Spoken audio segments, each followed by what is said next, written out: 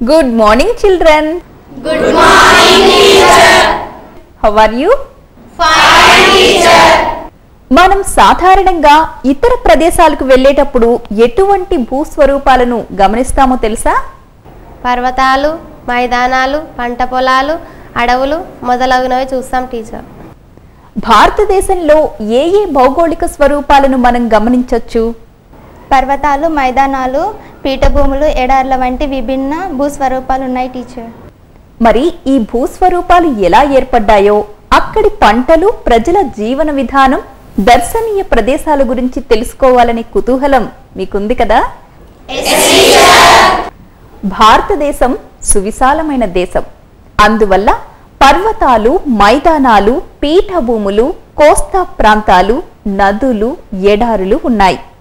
అదేవిధంగా వాతావరణంలో కూడా ఎంతో తేడా ఉంటుంది. దీనివల్ల అనేక రకాల వృక్ష జంతు జాతులు ఉన్నాయి. అనేక రకాల పంటలు పండించడానికి అనువైన పరిస్థితులు కూడా ఉన్నాయి. పొడవైన తీర ప్రాంతం హిందూ మహాసముద్రాన్ని ఆనుకుని ఉండడం వల్ల చేపలు పట్టడానికే కాకుండా అనేక వ్యాపార మార్గాలకు కూడా దోహదం చేసింది. భారతదేశ భూభాగ ఉనికి గురించి ఇప్పుడు చూద్దాం. ఆసియా ఖండంలో దక్షిణ భాగాన భారత ఉపఖండం ఉంది.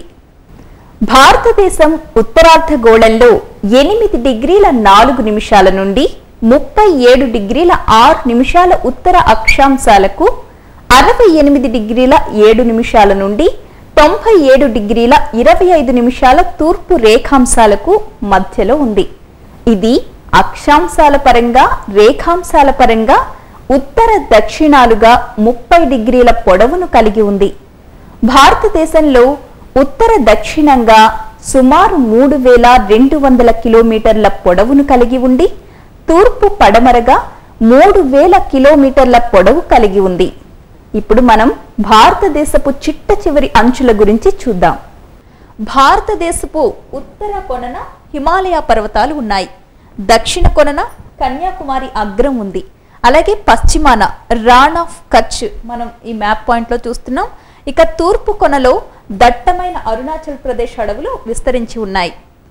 భారతదేశానికి తూర్పున బంగాళాఖాతం, పడమరన అరేబియా సముద్రం, ఉత్తరాన హిమాలయ పర్వతాలు, దక్షిణాన హిందూ మహాసముద్రం, ఈశాన్యంలో చైనా, మయన్మార్, వాయువ్యంలో పాకిస్తాన్లు ఎల్లలుగా ఉన్నాయి. భారతదేశం అక్షాంశాల పరంగా, రేఖాంశాల పరంగా ఉత్తర దక్షిణాలుగా 30 డిగ్రీల పొడవును కలిగి ఉంది. అందువల్ల అరుణాచల్ ప్రదేశ్లో ముందుగా సూర్యోదయం అవుతుంది. గుజరాత్లోని రాణ్ ఆఫ్ కచ్ వద్ద సూర్యోదయం 2 గంటలు ఆలస్యం అవుతుంది. దేశంలో మొట్టమొదట సూర్యోదయం పొందు రాష్ట్రం అరుణాచల్ ప్రదేశ్. అందువల్ల ఆ రాష్ట్రానికి ఆ పేరు సార్థకత చేకూరిందన్నమాట. మన దేశంలో రాణ్ ఆఫ్ కచ్ వద్ద సూర్యాస్తమయం అవుతుంది.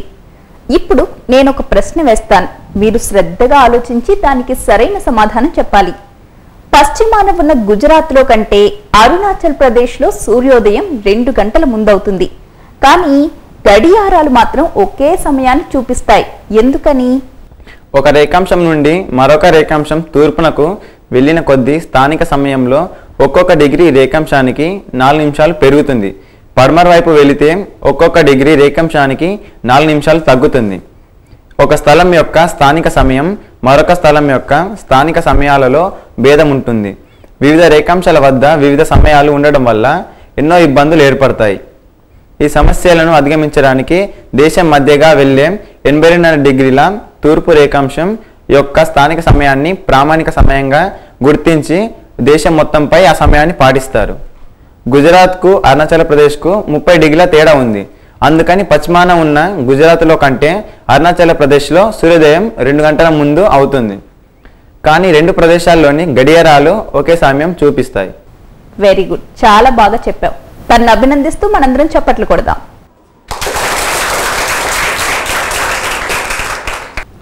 ఈ 82.5 డిగ్రీల తూర్పు రేఖాంశం భారతదేశంలోని ముఖ్య నగరాలైన వారణాసి, అలహాబాద్, కాకినాడ గుండా పోతుంది. కర్కట రేఖ మన దేశం మధ్యగా వెళుతుంది. ఈ కర్కట రేఖ మిజోరాం, త్రిపుర, పశ్చిమ బెంగాల్, జార్ఖండ్, మధ్యప్రదేశ్, రాజస్థాన్ మరియు గుజరాత్ గుండా పోతుంది.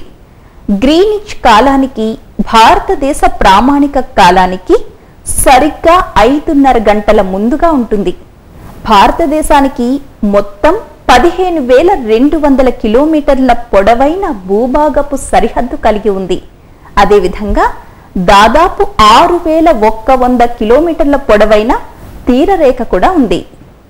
భారతదేశంతో సరిహద్దును పాకిస్తాన్, ఆఫ్ఘనిస్తాన్, చైనా, అలాగే నేపాల్, భూటాన్, మయన్మార్, బంగ్లాదేశ్లు పంచుకుంటున్నాయి. వాయువ్య సరిహద్దు భారతదేశం, పాకిస్తాన్లను వేరు చేస్తుంది. భారతదేశం ఉపఖండంగా పిలువబడుతోంది. అందుకు గల కారణాలు విస్తీర్ణ పరంగా చూసినట్లయితే భారతదేశం సుమారు 3.28 మిలియన్ల చదరపు కిలోమీటర్లు కలిగి ప్రపంచంలోనే పెద్ద దేశాల్లో 7వది. భారతదేశంలో అనేక నదులు ప్రవహిస్తున్నాయి. శీతోష్ణ స్థితి విషయంలో కూడా భారతదేశంలో భిన్న శీతోష్ణ స్థితి మండలాలు ఉన్నాయి. జనాభా పరంగా చూసినట్లయితే 2011 జనాభా లెక్కల ప్రకారం భారతదేశ జనాభా 121 కోట్లు కలిగి ఉండి ప్రపంచ జనాభాలో చైనా తరువాత భారతదేశం 2వ స్థానాన్ని ఆక్రమించింది. భారతదేశంలో పురాతన కాలం నుండి భిన్న మతాల వాళ్ళున్నారు. ఇక భాషల పరంగా చూసినట్లయితే భారతదేశంలో పలు భాషలు మాట్లాడేవారు కూడా ఉన్నారు. మన దేశంలో భిన్న ఆచార సాంప్రదాయాలను పాటిస్తున్నారు. భిన్న సంస్కృతులు కూడా ఉన్నాయి. భారత భూభాగంలో భిన్న రకాలైన ఎర్ర నేలలు, నల్లరేగడి నేలలు, జిగురు నేలలు, ఇసుక నేలలు, ఒండ్రు నేలలు ఉన్నాయి. మన దేశంలో వివిధ రకాల పంటలు, పండ్ల జాతులు పండుతున్నాయి. ఇంత వైవిధ్యం గల భారతదేశాన్ని ఉపఖండం అని చెప్పవచ్చు. భారతదేశాన్ని ద్వీపకల్పం అని ఎందుకన్నారు? 3 వైపులా సముద్రం ఉండి ఒకవైపు భూస్వరూపం ఉండటం వల్ల భారతదేశానికి ద్వీపకల్పం అని అన్నారు టీచర్. భారతదేశంలో వివిధ భూస్వరూపాలు ఏర్పడటానికి గల కారణాలు గమనించాలంటే ముందు 20వ శతాబ్ద ఆరంభంలో జర్మనీకి చెందిన భూశాస్త్రవేత్త అయిన ఆల్ఫ్రెడ్ వెజ్నర్ ప్రతిపాదించిన ఖండ చలన సిద్ధాంతాన్ని మనం తెలుసుకోవాలి. ఆల్ఫ్రెడ్ వెజ్నర్ చెప్పిన ఖండ చలన సిద్ధాంతం ప్రకారం పూర్వం ఈ భూభాగం సంఘటితంగా ఇమిడి ఒకే ఖండ భాగంగా ఉండేది. దీన్నే పేంజియా అంటారు. ఇక్కడ చూస్తున్న డార్క్ సర్కిల్లో ఉన్న మొత్తం పేంజియా ప్రాంతం. ఈ పేంజియా ప్రాంతాన్ని సూపర్ కాంటినెంట్ అని కూడా పిలుస్తారు. అన్ని వైపులా కూడా పెంతాల్సా మహాసముద్రం ఆవరించి ఉంది. అలాగే పేంజియా మధ్య భాగంలో మనం ఈ ప్రాంతంలో టెతిస్ సముద్రాన్ని గమనించవచ్చు. దీనికి ఉత్తరంగా లారెన్సియా అనే భూభాగం ఉండేది. దాన్నే అంగారా భూమి అని కూడా అంటారు. టెతిస్ సముద్రానికి దక్షిణాన గోండ్వానా భూమి ఉండేది. ఇక్కడ మ్యాప్ లో మనం గమనిస్తున్నాం కదా, ఈ దక్షిణాన ఉన్న భాగం గోండ్వానా భూభాగం. గోండ్వానా భూమిలో భాగంగా భూ భౌగోళిక నిర్మాణాలు, వాతావరణ ప్రభావానికి గురి కావడం, నేల కోత, మేట వెయ్యడం వంటి ప్రక్రియల వల్ల భారతదేశ భూభాగం, నేలలు ఏర్పడ్డాయి. ప్రపంచ భూభాగం అంతా 2 ప్రధాన భూఖండాల నుంచి ఏర్పడ్డాయి. ఇవి అంగారా భూమి, గోండ్వానా భూమి. అంతర్జనిత శక్తి వలన పేంజియా విచ్ఛిన్నమై దానిలోని భూఖండాలలో చలనం మొదలై వివిధ ఖండాలుగా, మహాసముద్రాలుగా ఏర్పడటం జరిగింది. భారతదేశ ద్వీపఖండం గోండ్వానా భూభాగంలోనిది. 20 కోట్ల సంవత్సరాల క్రితం గోండ్వానా భూభాగం ముక్కలుగా విడిపోయి భారతదేశ ద్వీపఖండ ఫలకం వాయువ్య దిశగా పయనించి చాలా పెద్దదైన యురేషియా పలకంతో ఢీకొంది. ఇలా ఢీకొనడం వల్ల తీవ్ర ఒత్తిడి వల్ల లక్షల సంవత్సరాల క్రమంలో మడతపడే ప్రక్రియ వల్ల పర్వతాలు ఏర్పడ్డాయి. ఇప్పుడు మనం చూస్తున్న హిమాలయాలు ఇలా ఏర్పడ్డవే. ద్వీపఖండ పీఠభూమిలో ఉత్తర అంచులు పగిలిపోవడం వల్ల ఒక పెద్ద లోయ ఏర్పడింది. కాలక్రమంలో ఈ లోయ ఉత్తరాది నుంచి హిమాలయ నదులు, దక్షిణాది నుంచి పీఠభూమి నదులు తెచ్చిన ఒండ్రుతో మేట వేసింది. దీని ఫలితంగా భారతదేశంలో విస్తారమైన ఉత్తర మైదాన ప్రాంతాలు ఏర్పడ్డాయి. భారతదేశ భూభాగంలో ఎంతో వైవిధ్యం ఉంది. భారతదేశంలోని భూభాగాన్ని ముఖ్యంగా 6 భౌగోళిక స్వరూపాలుగా వర్గీకరించవచ్చు. అవి హిమాలయ పర్వతాలు, గంగా సింధు మైదానం, ద్వీపఖండ పీఠభూమి, అలాగే తీర మైదానాలు, ఎడారులు, అలాగే లక్షద్వీపులు, అండమాన్ నికోబార్ దీవులను మనం ఈ మ్యాప్ పాయింటింగ్ లో గమనించవచ్చు. ముందుగా హిమాలయ పర్వతాల గురించి చూద్దాం. ప్రపంచంలోని ముడత పర్వతాల్లో హిమాలయాలు అన్నింటికంటే తరువాత ఏర్పడ్డాయి. అందువల్లే వీటిని అతి తరుణ ముడత పర్వతాలు అంటారు. భూ విజ్ఞాన శాస్త్రవేత్తల అభిప్రాయం ప్రకారం హిమాలయాలు మరియు గంగా సింధు మైదానం ఆక్రమించి ఉన్న ప్రస్తుత భూభాగంలో మధ్య మహాయుగ కాలంలో టెథిస్ సముద్రం ఉండేది. ఆ కాలంలో దీనికి ఉత్తరంగా ఉన్న భూభాగాన్ని అంగారా భూమి అని, దక్షిణంగా ఉన్న భూభాగాన్ని గోండ్వానా భూమి ఉందని చెప్పుకున్నాం కదా. మరి కొంతకాలానికి ఈ 2 భూభాగాలు విడివడి ఒకదానికొకటి దూరంగా కదలడం ప్రారంభించాయి. ఈ కదలిక ప్రక్రియలో బలహీనంగా ఉన్న టెథిస్ సముద్ర ప్రాంతం సంపీడనానికి గురై పైకి నెట్టబడటం ప్రారంభమైంది. ఆ తరువాత కొన్ని మిలియన్ సంవత్సరాలకు అపారమైన సంపీడన బలాల వల్ల టెథిస్ సముద్రంలో నిక్షేపించబడిన అవక్షేపాలు ముడతలు పడి ప్రస్తుతం ఉన్న హిమాలయ పర్వత శ్రేణులుగా ఏర్పడ్డాయి. హిమాలయాలు జమ్మూ కాశ్మీర్ నుండి అరుణాచల్ ప్రదేశ్ వరకు కూడా అర్ధచంద్రాకారంలో విస్తరించి ఉన్నాయి. ఒక చాపం వలె భారతదేశపు ఉత్తర సరిహద్దుగా విస్తరించున్నాయి. ఇవి సుమారు 2400 కిలోమీటర్ల పొడవున ఒక చాపం వలె ఉన్నాయి. వీటి వెడల్పు రకరకాలుగా మారుతూ అరుణాచల్ ప్రదేశ్లో 200 కిలోమీటర్లు, కాశ్మీర్లో 500 కిలోమీటర్లు ఉంది. హిమాలయ పర్వతాలు సుమారుగా 5 లక్షల చదరపు కిలోమీటర్ల విస్తీర్ణాన్ని ఆక్రమించాయి. స్థూలంగా చూస్తే హిమాలయాల్లో 3 సమాంతర ముడత శ్రేణులున్నాయి.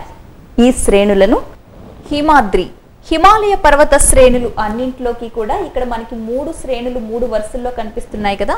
దీంట్లో మొట్టమొదటి వరుసని హిమాద్రి అంటాం. హిమాలయ పర్వత శ్రేణి అన్నింటిలో కూడా అతి ముఖ్యమైనది. హిమాద్రికి దక్షిణాన హిమాచల్ పర్వత శ్రేణి ఉంది. ఈ 2వ వరుసని హిమాచల్ పర్వత శ్రేణి అంటాం. ఇక శివాలిక్ శ్రేణి, ఇక్కడ 3వ వరుసలో కనిపిస్తున్న శ్రేణి శివాలిక్ శ్రేణి. ఇది హిమాచల్ శ్రేణికి దక్షిణాన ఉంటుంది. మొదటగా హిమాద్రి గురించి చూద్దాం. హిమాలయ పర్వత శ్రేణులన్నింటిలోకి ఇది అత్యున్నత పర్వత శ్రేణి. దీని సరాసరి ఎత్తు సుమారు 6100 మీటర్లు. ఈ పర్వత శ్రేణిలో ప్రపంచంలోనే అతి ఎత్తైన శిఖరాలున్నాయి. Everest, K2, Kanchenjunga, మకాలు, Dhavalagiri, నంగ Prabhat, Annapurna, నందదేవి, Namcha Barwa, చోవోయు, మనస్లు. ఈ శ్రేణి సంవత్సరం పొడవునా మంచుచే కప్పబడి ఉంటుంది. ఎవరెస్ట్ శిఖరం ఎత్తు 8848 మీటర్లు కలిగి ఉండి ప్రపంచంలోనే ఎత్తైన శిఖరంగా పేరుగాంచింది. ఇది ఏ దేశంలో ఉందో పటం చూసి చెప్పండి. నేపాల్ దేశంలో ఉంది టీచర్. ప్రపంచంలో 2వ అతి ఎత్తైన K2 శిఖరం. దీన్నే క్వీన్ ఆఫ్ హిమాలయాస్ అంటారు. దీని ఎత్తు 8611 మీటర్లు. ఇక్కడ అనేక హిమనీ నదులు ప్రవహిస్తున్నాయి. తరువాత హిమాచల్. హిమాద్రికి దక్షిణంగా హిమాచల్ పర్వత శ్రేణి ఉంది. ఇది అతి దట్టమైన కఠినమైన పర్వత వ్యవస్థ. ఈ శ్రేణిలో కశ్మీర్లోని పీర్ పంజాల్ పర్వత శ్రేణి అతి పొడవైనదిగా చెప్పుకోవచ్చు. అతి ముఖ్యమైనది కూడా. దీని సగటు ఎత్తు సుమారు 4000 మీటర్లు. హిమాద్రి, పీర్ పంజాల్ శ్రేణుల మధ్య ప్రఖ్యాతి చెందిన కాశ్మీర్ లోయ ఉంది. పీర్ పంజాల్ పర్వత శ్రేణిని కృష్ణగంగా, జీలం, చీనాబ్ నదులు ఖండించుకుంటూ కాశ్మీర్లో ప్రవేశిస్తున్నాయి. వేసవి విశ్రాంతి స్థావరాలైన సిమ్లా, ముస్సోరీ, నైనిటాల్, రాణిఖేత్ ఇక్కడే ఉన్నాయి. ప్రసిద్ధి చెందిన కులు, కాంగ్రా లోయలు కూడా ఇక్కడే ఉన్నాయి. పండ్ల వ్యవసాయానికి ఈ లోయలు ప్రసిద్ధిగాంచాయి. తరువాత చెప్పుకోదగ్గది శివాలిక్ శ్రేణి. ఇది హిమాచల్ శ్రేణికి దక్షిణంగా ఉంది. ఈ శ్రేణి జమ్మూ కాశ్మీర్ నుండి అరుణాచల్ ప్రదేశ్ వరకు అవిచ్ఛిన్నంగా వ్యాపించి ఉంది. ఈ శ్రేణి 10 నుండి 50 కిలోమీటర్ల వెడల్పును కలిగి ఉంది. వీటిలోని పర్వతాల ఎత్తు 900 నుండి 1100 మీటర్ల వరకు ఉంటుంది. ఇది వివిధ ప్రాంతాల్లో వివిధ పేర్లతో పిలువబడుతుంది. వీటిని జమ్మూ ప్రాంతంలో జమ్మూ కొండలని, అరుణాచల్ ప్రదేశ్లో మిష్మి కొండలని, అస్సాంలో కచార్ అని రకరకాల పేర్లతో పిలుస్తారు. హిమాచల్ పర్వతాలను, కొండలను వేరు చేస్తూ విచ్ఛిన్న వరుసల్లో సన్నని సమతల భూభాగంతో కూడిన పొడవైన లోయలు ఉన్నాయి. వీటిని డూన్లు అంటారు. ఉదాహరణకి ఉత్తరప్రదేశ్లోని డెహ్రాడూన్, పాట్లీ డూన్, జమ్మూలోని కోట్లీ డూన్లు ప్రముఖమైనవి. కాశ్మీర్కు వాయువ్యంగా గల ప్రముఖ కారాకోరం పర్వత శ్రేణిలో భారత్, ఆఫ్ఘనిస్తాన్, చైనాల సరిహద్దు ప్రాంతాలున్నాయి. ఈ కారాకోరం శ్రేణిలో ప్రపంచంలో 2వ అతి ఎత్తైన కేటు శిఖరం ఉంది. ప్రపంచంలోని అతి ఎత్తైన పామీరు పీఠభూమి ట్రాన్స్ హిమాలయ మండలంలోనే ఉంది. ఇక్కడ ఉన్న మానస సరోవరం నుండే ప్రముఖ నదులన్నీ జన్మించాయి. అరుణాచల్ ప్రదేశ్ వద్ద భారతదేశానికి తూర్పు సరిహద్దుగా కూడా హిమాలయ పర్వతాలు ఉన్నాయి. ఈ పర్వతాలను పూర్వాంచల్ అంటారు. నీళ్లకు కొట్టుకు వచ్చిన ఇసుక, రాళ్లు ఇక్కడ మనకి ఎక్కువగా కనిపిస్తాయి. ప్రాంతీయంగా పూర్వాంచల్ పర్వతాలను పాలుకాయ్ కొండలు, నాగా కొండలు, మణిపురి కొండలు, ఖాసీ మరియు మిజో కొండలు అంటారు. హిమాలయాల ప్రాముఖ్యత ఏంటో ఇప్పుడు తెలుసుకుందాం. ఇవి శీతాకాలంలో మధ్య ఆసియా నుండి వచ్చే శీతల పవనాలను ఉత్తర మైదానంలోకి ప్రవేశించకుండా అడ్డగిస్తున్నాయన్నమాట. ఒకవేళ ఈ హిమాలయ పర్వతాలే లేవనుకోండి, ఈ ఉత్తర మైదానం మంచు ఎడారిగా మారిపోయే ప్రమాదం ఉండేది. మైదానంలో వేసవిలో వర్షం కురవడానికి హిమాలయాలే కారణం. అనేక జీవనదులకు హిమాలయాలే కారణం. హిమాలయాల్లో జీవనదులకు గంగా, బ్రహ్మపుత్ర, సింధు నది పుట్టుచున్నవి. ఈ జీవనదుల వల్ల ఉత్తర మైదానంలో వ్యవసాయానికి ఎంతో అనుకూలంగా ఉన్నాయి. కులు, కాంగ్రా, కాశ్మీర్ వంటి అందమైన లోయలు ఈ హిమాలయాల్లోనే ఉన్నాయి. ప్రకృతి సౌందర్యానికి, పండ్ల తోటల పెంపకానికి హిమాలయాలు అనుకూలంగా ఉన్నాయి. హిమాలయాల్లో ఆల్పైన్ అడవులు విస్తారంగా పెరుగుతాయి. ఇవి విదేశీ మారక ద్రవ్యాన్ని కూడా ఆర్జిస్తున్నాయి. పర్యాటకులను బాగా ఆకర్షించి టూరిజాన్ని ప్రోత్సహించడం ద్వారా ఉపాధి అవకాశాలు కల్పించడంతో పాటు విదేశీ మారక ద్రవ్యాన్ని కూడా ఆర్జించి పెడుతున్నాయి. హిమాలయ పర్వత శ్రేణులు భారతదేశానికి ఉత్తరాన సహజ సరిహద్దుగా ఉన్నాయి. శత్రువుల రాకను అడ్డగిస్తాయి. స్కేటింగ్, పర్వతారోహకుల కోరికను హిమాలయాలు తీరుస్తున్నాయి. భారతదేశంలో ఋతుపవన శీతోష్ణ స్థితికి ఈ హిమాలయాలే కారణం. ఖైబర్, బోలాన్, కారాకోరం వంటి కనుమల ద్వారా పొరుగు దేశాల్లో సంస్కృతి, వాణిజ్యాల మార్పిడి అనేది విశేషంగా జరుగుతుంది. ఇప్పటి వరకు నేను హిమాలయాల ప్రాముఖ్యత గురించి చెప్పాను కదా. ఒకవేళ హిమాలయాలు ప్రస్తుతం ఉన్న స్థానంలో లేకపోతే భారత ఉపఖండ వాతావరణ పరిస్థితులు ఎలా ఉండేవి? భారత ఉపఖండ వాతావరణం చాలా చల్లగా ఉండేది. మైదానంలో వేసవిలో వర్షాలు కురిసేవి కావు. భారతదేశంలో ఋతుపవన శీతోష్ణ స్థితికి హిమాలయాలే కారణం. ఈ హిమాలయాలు పర్వతాలు లేకపోతే విభిన్న శీతోష్ణ స్థితి మండలాలు ఉండేవి కావు. తద్వారా వివిధ రకాల పంటలు పండేవి కావేమో. వెరీ గుడ్, సరిగ్గా సమాధానం చెప్పారు. భారతీయ వ్యవసాయ విధానాన్ని హిమాలయాలు ఏ రకంగా ప్రభావితం చేస్తున్నాయి? హిమాలయాల్లో జీవనదులైన గంగా, బ్రహ్మపుత్ర, సింధు నది పుట్టుచున్నవి. ఈ నదులు ప్రవహించడం వల్ల ఉత్తర మైదాన భూములు సారవంతంగా ఉండడమే కాకుండా ఆ భూములకు సాగునీరు కూడా అందిస్తాయి. ఈ జీవనదులు ఉత్తర మైదానంలో వ్యవసాయానికి ఎంతో అనుకూలంగా ఉన్నాయి. ఈ మైదానంలో వర్షం కురవడానికి హిమాలయాలే కారణం. చల్లటి వాతావరణం ఉండటం వల్ల యాపిల్ వంటి పండ్ల తోటల పెంపకానికి హిమాలయాలు అనుకూలంగా ఉన్నాయి. ఇక హిమాలయ పర్వతాల కింది భాగంలో గంగా, సింధు మైదానం ఉంది. ఈ మైదానాలు ద్వీపకల్ప పీఠభూమికి, హిమాలయాలకు మధ్యలో ఉన్నాయి.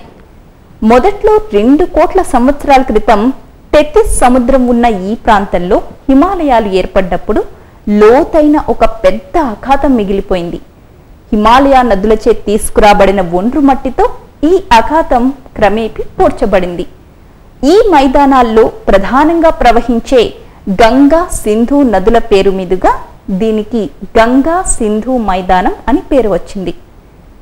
ప్రపంచంలో అభివృద్ధి చెందిన అతి పెద్ద మైదానాల్లో ఇది కూడా ఒకటి. 7 లక్షల చదరపు కిలోమీటర్లలో విస్తరించి ఉన్న ఈ మైదానం చాలా ముఖ్యమైనది.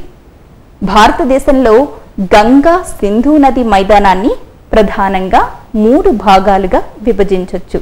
అవి పశ్చిమ భాగం, మధ్య భాగం, తూర్పు భాగం. పశ్చిమ భాగం హిమాలయాల నుంచి ప్రవహించే సింధు నది. ఈ సింధు నది దాని ఉపనదులైన జీలం, చీనాబ్, రావి, సట్లెజ్, బియాస్ నదులతో కలిసి ఏర్పడింది. సింధు నది పరివాహక ప్రాంతం అధిక భాగం పాకిస్తాన్లో ఉంది. కొంత భాగం మాత్రమే భారతదేశంలో ఉన్న పంజాబ్, హర్యానా మైదానాల్లో ఉంది. 2 నదుల మధ్య ఉన్న ఈ ప్రాంతాన్ని దో ఆప్ అంటారు. ఇది చాలా సారవంతమైన నేలలు కలిగిన ప్రాంతం. ఇక మధ్య భాగం గంగా మైదానంగా ప్రఖ్యాతి పొందింది. ఇక్కడ మనం గమనించవచ్చు, గగ్గర నది నుంచి టీస్టా నది వరకు ఈ గంగా మైదానం విస్తరించి ఉంది. ఈ భాగం ప్రధానంగా ఉత్తరప్రదేశ్, బీహార్ రాష్ట్రాల్లోనూ, కొంత హర్యానా, జార్ఖండ్, పశ్చిమ బెంగాల్ రాష్ట్రాల్లోనూ ఉంది. ఇక్కడ గంగా, యమునా నదులు, వాటి ఉపనదులైన సోన్, కోసి వంటివి ప్రవహిస్తున్నాయి. తూర్పు భాగం ప్రధానంగా అస్సాంలోని బ్రహ్మపుత్ర లోయలో ఉంది. ఇది ప్రధానంగా బ్రహ్మపుత్ర నది వల్ల ఏర్పడింది. ఈ ఉత్తర మైదానాల అధిక భాగం గంగా, బ్రహ్మపుత్ర నది వ్యవస్థల వల్ల ఏర్పడ్డాయి. ఈ 2 నదులు వాటి దిగువ భాగాల్లో ఒకటిగా కలిసిన తరువాత ప్రపంచంలో అతి పెద్ద, అతి సారవంతమైన డెల్టాను ఏర్పరిచాయి. ఈ బృహత్ మైదానం 150 నుంచి 300 కిలోమీటర్ల వెడల్పుతో గంగా నది ముఖద్వారం నుండి సింధు నది ముఖద్వారం వరకు 3200 కిలోమీటర్ల పొడవున వ్యాపించి ఉంది. మన దేశంలో ఈ మైదానం పశ్చిమాన రావి, సట్లెజ్ నదుల ఒడ్డు నుండి తూర్పున గంగా నది డెల్టా చివరి వరకు సుమారు 2400 కిలోమీటర్ల పొడవు ఉంది. ఈ మైదాన భూస్వరూపాల్లో ముఖ్యమైన 4 ఉపరితల వ్యత్యాసాలను గుర్తించవచ్చు. అవి భాబర్, టెరాయి, భంగర్, ఖాదర్. శివాలిక్ కొండల పాదాల వెంబడి విసనకర్ర ఆకారంలో హిమాలయ నదులు తెచ్చిన గ్రావెల్ అవక్షేపాలు నిక్షేపించడం వల్ల ఈ భాబర్ ఏర్పడింది. గులకరాళ్లతో కూడిన ఈ సచ్ఛిద్ర మండలాన్నే భాబర్ అంటారు. భాబర్ మండలం కిందుగా ప్రవహించే హిమాలయ నదులు తిరిగి ఉపరితలానికి వచ్చి ప్రవహించడం వల్ల ఏర్పడే చిత్తడి ప్రదేశాన్ని టెరాయి అంటారు. ఈ ప్రాంతం అధిక చెమ్మగా ఉంటుంది. చిత్తడి అడవులతోనూ వన్య మృగాలతోనూ కూడి ఉంటుంది. అయితే భారతదేశ విభజన సమయంలో వలస వచ్చిన వాళ్ల కోసమని టెరాయి ప్రాంతంలోని చాలా వరకు అడవులను తొలగించేసి వ్యవసాయ భూముల కింద మార్చేశారు. టెరాయి మైదానానికి దక్షిణంగా వండలి నిక్షేపాలతో ఏర్పడిన ప్రాచీన మైదానమే భంగర్. సారవంతమైనందున మైదానాలు వ్యవసాయానికి అత్యంత అనుకూలంగా ఉంటాయి. ప్రపంచంలో సుప్రసిద్ధ ప్రాచీన నాగరికతలు నదీ మైదానాల్లోనే వెల్లివిరుస్తాయి. ప్రపంచ నగరాలు అత్యధికంగా మైదానాల్లో ఉన్నాయి.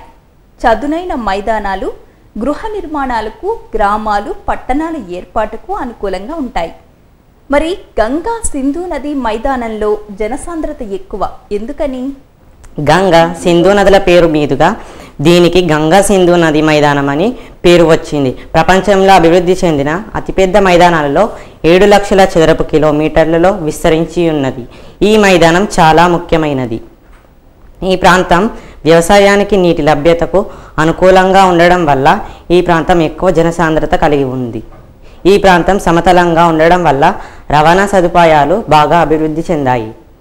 ఈ ప్రాంతంలో వ్యవసాయాధారిత పరిశ్రమలు కూడా ఎక్కువే. అందువల్ల ఎక్కువ మందికి జీవనోపాధి లభిస్తుంది. ఉత్తరప్రదేశ్లో 80 లోక్సభ స్థానాలు ఉన్నాయంటేనే ఆ ప్రాంతంలో ఎంత జనసాంద్రత ఉందో అర్థం చేసుకోవచ్చు. వెరీ గుడ్, చాలా బాగా చెప్పారు. తనను అభినందిస్తూ మనందరం చప్పట్లు కొడదాం. గంగా సింధు మైదానం దక్షిణంగా ద్వీపఖండ పీఠభూమి ఉంది. ఇది బృహత్ మైదానాలకు దక్షిణాన ఉంది. 16 లక్షల చదరపు కిలోమీటర్ల వైశాల్యం కలిగిన ఈ పీఠభూమి దేశంలోనే అతిపెద్ద నైసర్గిక స్వరూప భాగం. ఇక్కడ ప్రధానంగా పురాతన క్రిస్టలైన్, గట్టి ఇగ్నియస్, మెటామార్ఫిక్ శిలలు ఉంటాయి. భారత పీఠభూమిలో లోహ, లోహేతర ఖనిజాల వనరులు కూడా పెద్ద మొత్తంలో ఉన్నాయి. చుట్టూ గుండ్రటి కొండలతో తక్కువ లోతు ఉండే వెడల్పైన లోయలున్నాయి. ఈ పీఠభూమి తూర్పు వైపుకు కొద్దిగా వాలు కలిగి ఉంటుంది. దీనికి పడమటి అంచులో పశ్చిమ కనుమలు, తూర్పు అంచులో తూర్పు కనుమలు ఉన్నాయి. ఈ రెండు కనుమలు కలిసిన దక్షిణాగ్రాన కన్యాకుమారి అగ్రం ఉంది. ద్వీపఖండ పీఠభూమిని ప్రధానంగా రెండుగా విభజిస్తారు. అవి మాల్వా పీఠభూమి, డెక్కన్ పీఠభూమి. ఇక్కడ పశ్చిమం వైపున ఉండే మాల్వా పీఠభూమి, తూర్పు వైపున చోటా నాగపూర్ పీఠభూములు చాలా ముఖ్యమైనవి. గంగా మైదానంతో పోలిస్తే పీఠభూమి ప్రాంతం పొడిగా ఉంటుంది. ఇక్కడి నదుల్లో సంవత్సరం మొత్తం నీళ్లుండవు.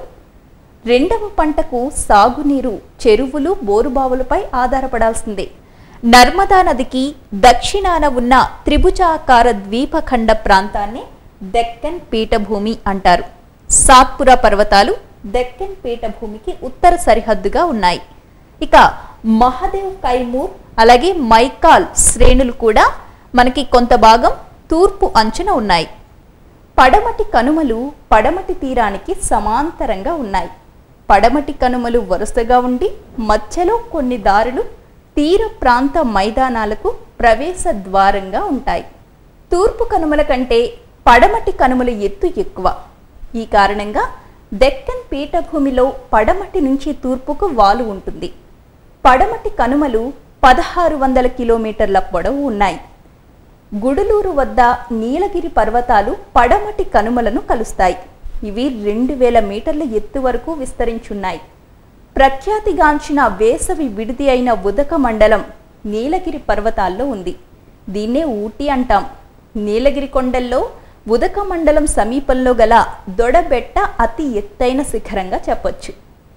దీనికి దక్షిణంగా అన్నామలై, పళని, కాటుమం కొండలు ఉన్నాయి. కేరళలోని అన్నామలై కొండల్లోని అనైముడి శిఖరం ద్వీపకల్ప పీఠభూమిలో అతి ఎత్తైనది. ఉత్తరాన మహానది లోయ నుంచి దక్షిణాన నీలగిరి పర్వతాల వరకు తూర్పు కనుమలు విస్తరించి ఉన్నాయి. అయితే తూర్పు కనుమలు వరుసగా ఉండవు. పశ్చిమ కనుమల్లో పుట్టిన గోదావరి, కృష్ణా వంటి నదులు పీఠభూమికి అడ్డంగా ప్రవహిస్తూ బంగాళాఖాతంలో కలుస్తున్నాయి. తూర్పు కనుమల సగటు ఎత్తు 900 మీటర్లకు మించదు. తూర్పు కనుమల్లో ఎత్తైన శిఖరం చింతపల్లిలో ఉంది. దీని ఎత్తు 1680 మీటర్లు. తూర్పు కనుమల్లో నల్లమల కొండలు, వెలికొండలు, పాలకొండలు ప్రముఖమైన కొండలు. అగ్నిపర్వతాల చర్యల వల్ల ఏర్పడ్డ నల్ల నేలలు ద్వీపఖండ పీఠభూమిలో చెప్పుకోదగిన అంశం.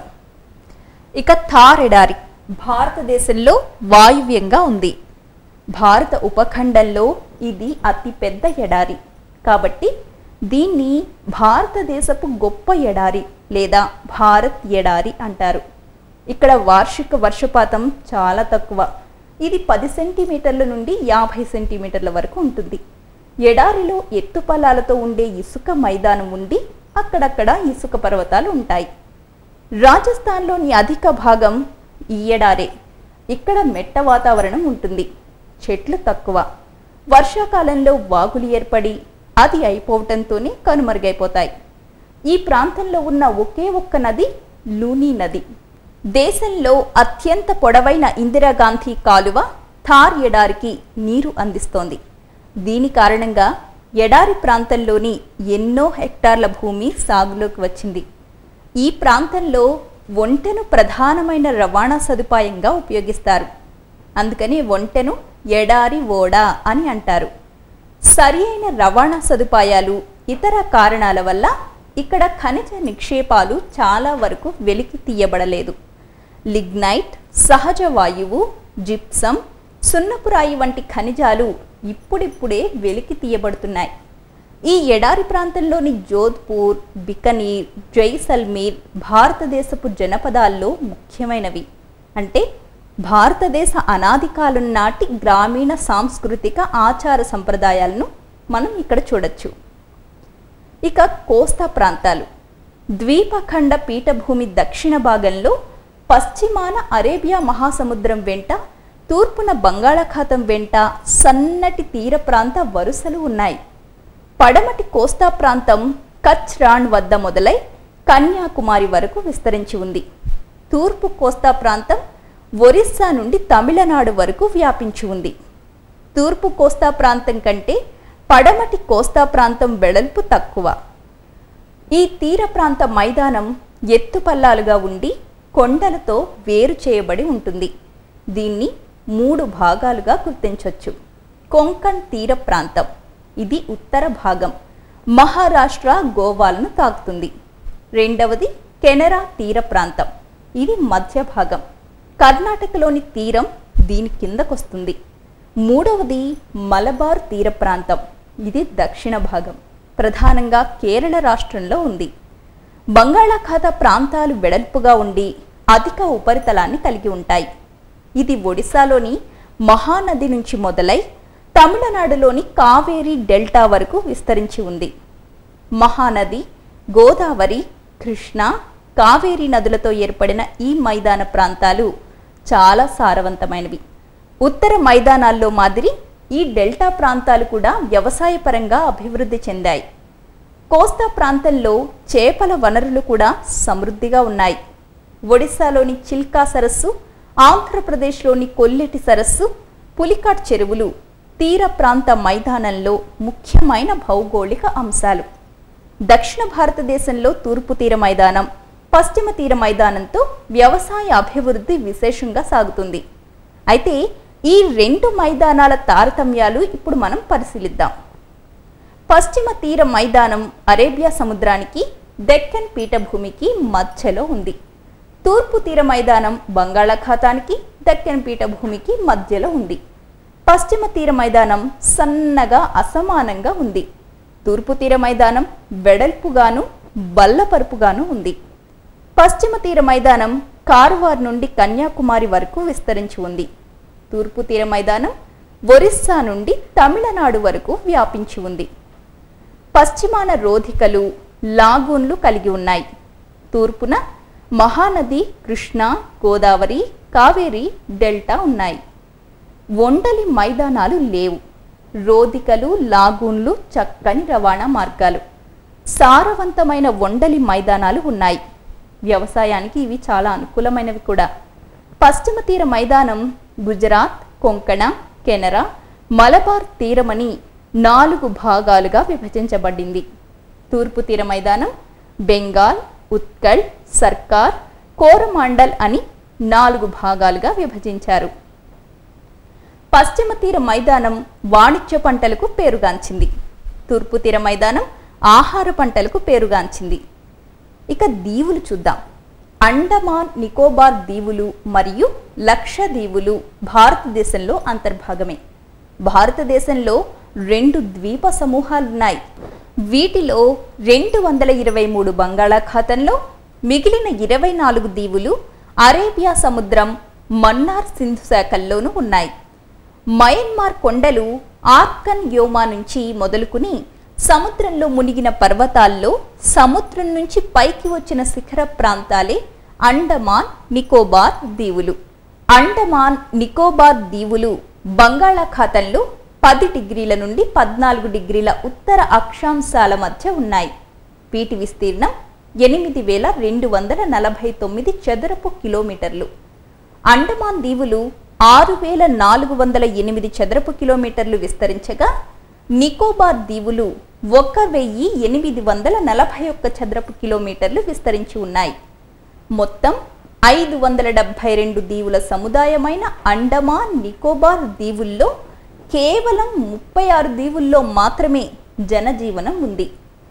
గ్రేట్ నికోబార్ అతి పెద్ద దీవి.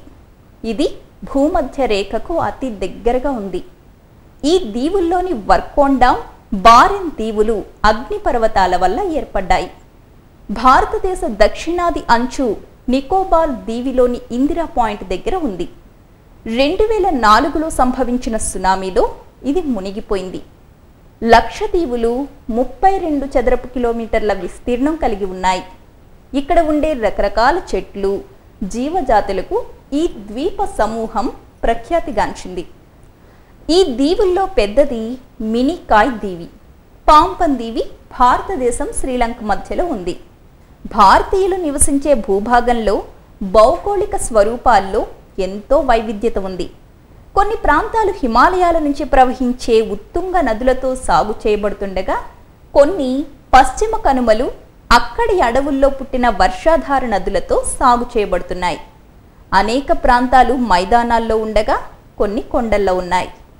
పిల్లలు, ఏ టీం వారిని భారతదేశం యొక్క నైసర్గిక స్వరూపాలకు చెందిన పర్వతాలు, పీఠభూములు, తీర మైదానాలు, ఎడారులు, నదుల వంటి అనేక అంశాలతో కూడిన రిలీఫ్ మ్యాప్ను తయారు చేసుకురమ్మన్నాను కదా, మరి చేసుకొచ్చారా? Yes, teacher. Very good. మరి మీ టీం నుంచి ఎవరైనా దాన్ని ప్రజెంట్ చేయండి. ఇవి హిమాలయ పర్వతాలు. అర్ధచంద్రాకారంలో జమ్మూ నుంచి అరుణాచల్ ప్రదేశ్ వరకు విస్తరించి ఉన్నాయి.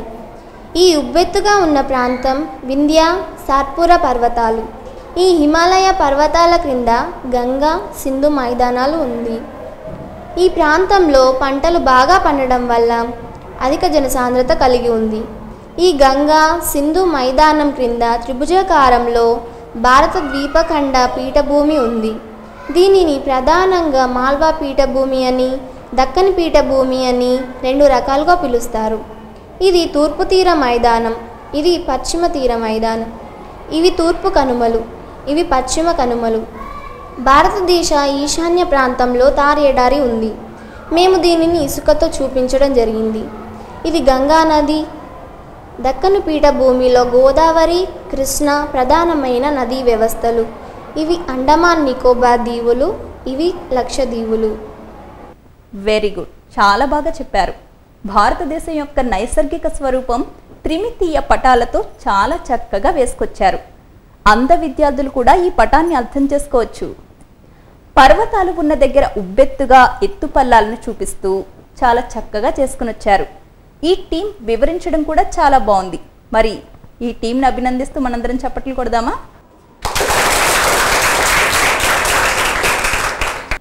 పిల్లలు, ఇప్పటి వరకు నేను చెప్పినటువంటి పాఠాన్ని ఎవరెవరు విన్నారో ఎవరెవరు వినలేదో తెలుసుకోవడానికి నేను కొన్ని ప్రశ్నలు వేస్తా. మీరు సరిగ్గా సమాధానాలు చెప్పాలి. భూమధ్య రేఖకు అతి దగ్గరగా ఉన్న భారతదేశ దీవి ఏది? గ్రేట్ నికోబార్ దీవి. మన దేశంలో ఏ రాష్ట్రంలో ముందుగా సూర్యోదయం అవుతుంది? అరుణాచల్ ప్రదేశ్. చోటా నాగపూర్, మాల్వా పీఠభూములను చూపించండి. మాల్వా పీఠభూమి, చోటా నాగపూర్ పీఠభూమి టీచర్. మరి పశ్చిమ కనుమలు, లక్షద్వీపులు ఎక్కడున్నాయి? లక్షద్వీపులు, పశ్చిమ కనుమలు టీచర్. కర్కట రేఖ ఏ ఏ రాష్ట్రాలు గుండా పోతుంది? కర్కట రేఖ మిజోరం, త్రిపుర, పశ్చిమ బెంగాల్, జార్ఖండ్, మధ్యప్రదేశ్, రాజస్థాన్ మరియు గుజరాత్ గుండా పోతుంది టీచర్. భారత్, శ్రీలంకల మధ్య ఉన్న దీవి ఏది? పాంపస్ దీవి. వెరీ గుడ్, చాలా బాగా చెప్పారు. దీన్ని బట్టి ఈ పాఠ్యాంశం మీకు బాగా అర్థమైందనుకుంటా. మరొక పాఠ్యాంశంతో మరొక రోజు మళ్ళీ కలుద్దాం. అంతవరకు సెలవు మరి.